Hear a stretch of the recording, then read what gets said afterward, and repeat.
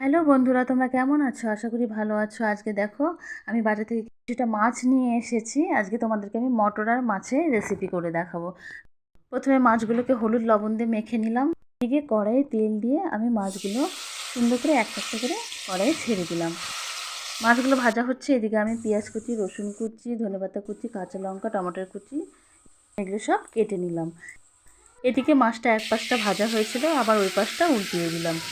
এদিকে এক বাটি কাঁচা মটরশুঁটি নিয়ে নিলাম, কিছুটা কাঁচা লঙ্কা নিলাম, একটু রসুন নিলাম, সামান্য পেঁয়াজ নিলাম এবং টমেটো নিয়ে এগুলো আমি মিক্সিতে পেস্ট করে নিব।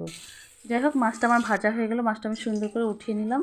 ওর মধ্যে আমি জিরে ফোড়ন দিলাম, একটা শুকনো লঙ্কা ফোড়ন দিলাম, কিছুটা দারচিনি দিয়ে দিলাম, কাটা পেঁয়াজ, টমেটো ও সামান্য আদা বাটা, জিরের গুঁড়ো, কিছুটা লবণ ও হলুদ দিয়ে মশলাটাকে আমি কষিয়ে নিব। এরপরে পেস্ট করে রাখা মটরশুঁটিগুলো আমি কড়াইয়ের মধ্যে সুন্দর করে ছেড়ে দিব। এইভাবে মশলাটাকে কিছুক্ষণ নাড়াচাড়া করে কষিয়ে নেব। কষানো হয়ে গেলে এর মধ্যে আমি জল দিয়ে দিব। জল দেওয়ার পরে আমি ঝোলটাকে কিছুক্ষণের জন্য ফুটতে ছেড়ে দিব। ঝোলটা ফুটছে, এর মধ্যে ভেজে রাখা মাছগুলোকে আমি একটা একটা করে ঝোলের মধ্যে ছেড়ে দিব।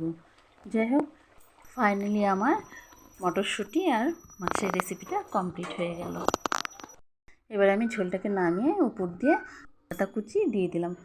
তোমরা বাড়িতে তো অনেকভাবেই মাছের ঝোল করে খেয়ে দেখো, এইভাবে করে খেয়ে দেখো, কত সুন্দর লাগবে। যাই হোক, আমার ভিডিওটা তোমাদের কেমন লাগলো অবশ্যই কমেন্ট করে জানাবে। তোমরা ভালো থেকো বন্ধুরা, বাই বাই।